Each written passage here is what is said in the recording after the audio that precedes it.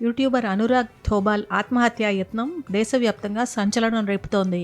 Instagram లైవ్లో ఉండగానే అతివేగంగా కారు నడుపుతూ డివైడర్ను ఢీకొట్టిన దృశ్యాలు చూసి నెటిజన్లు షాక్ అవుతున్నారు.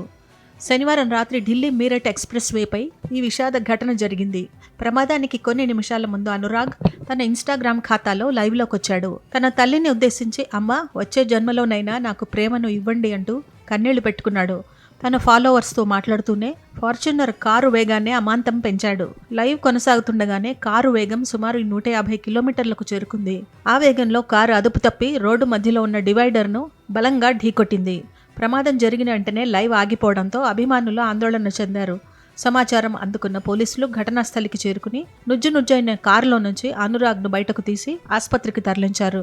ప్రస్తుతం అనురాగ్ పరిస్థితి విషమంగా ఉన్నట్లు వైద్య వర్గాలు తెలిపాయి. అతివేగంగా డివైడర్ను ఢీకొట్టడంతో అంతర్గత గాయాలైనట్లు తెలుస్తోంది.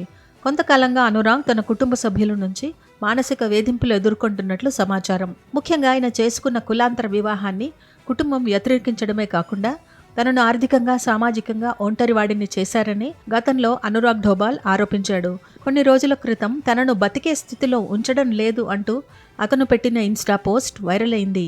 సోషల్ మీడియాలో ఎంతో చురుగ్గా ఉంటూ లక్షలాది ఫాలోవర్లను సంపాదించుకున్న యువకుడు ఇలాంటి నిర్ణయం తీసుకోవడంపై అభిమానులు షాక్ అవుతున్నారు. అలాంటి వారి సమస్య ఏదైనా వారి గుండె లోతుల్లోని బాధను అర్థం చేసుకుని ఆప్యాయంగా సాంత్వననిచ్చే మాటలు చెప్పడం వారికి ఊరటనిస్తుందని సైకాలజిస్టులు అంటున్నారు.